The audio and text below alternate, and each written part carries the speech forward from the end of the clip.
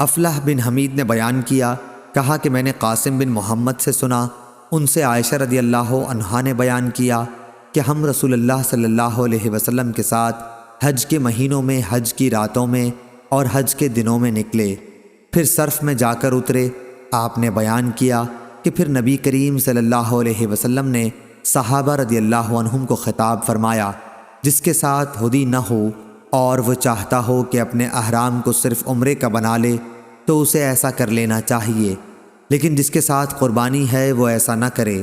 حضرت عائشہ رضی اللہ عنہا نے بیان فرمایا کہ آن حضور صلی اللہ علیہ وسلم کے بعض اصحاب نے اس فرمان پر عمل کیا اور بعض نے نہیں کیا۔ انہوں نے بیان کیا کہ رسول اللہ صلی اللہ علیہ وسلم اور آپ کے بعض اصحاب جو استطاعت و حوصلہ والے تھے کہ وہ احرام کے ممنوعات سے بچ سکتے تھے، ان کے ساتھ ہدی بھی تھی، اس لیے وہ تنہا عمرہ نہیں کر سکتے تھے، پس انہوں نے احرام نہیں کھولا۔ عائشہ رضی اللہ عنہا نے بیان کیا کہ رسول اللہ صلی اللہ علیہ وسلم میرے پاس تشریف لائے تو میں رو رہی تھی۔ آپ نے پوچھا، اے بھولی بھالی عورت، تو رو کیوں رہی ہے؟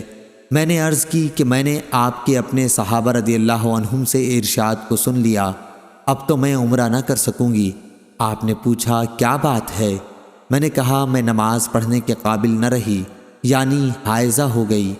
آپ نے فرمایا، کوئی حرج نہیں، آخر تم بھی تو آدم کی بیٹیوں کی طرح ایک عورت ہو، اور اللہ نے تمہارے لیے بھی وہ مقدر کیا ہے جو تمام عورتوں کے لیے کیا ہے، اس لیے عمرہ چھوڑ کر حج کرتی رہ، اللہ تعالیٰ تمہیں جلد ہی عمرے کی توفیق دے دے گا۔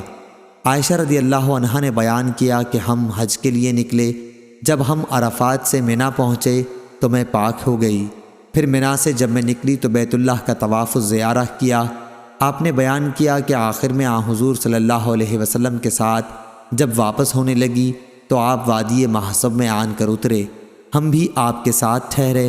آپ نے عبد الرحمن بن ابی بکر کو بلا کر کہا کہ اپنی بہن کو لے کر حرم سے باہر جا اور وہاں سے عمرے کا احرام باندھ، پھر عمرے سے فارغ ہو کر تم لوگ یہیں واپس آ جاؤ، میں تمہارا انتظار کرتا رہوں گا۔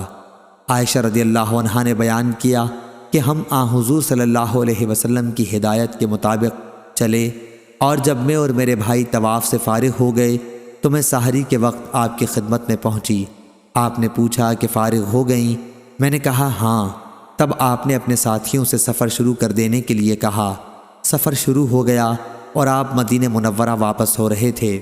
ابو عبداللہ امام بخاری نے کہا کہ جو لا یدرک ہے وہ دورہ یدیر و دائرہ سے مشتق ہے، دورہ یدور و زورہ بھی استعمال ہوتا ہے، اور جس روایت میں لا یدرک ہے وہ درہ یدر و درہ سے نکلا۔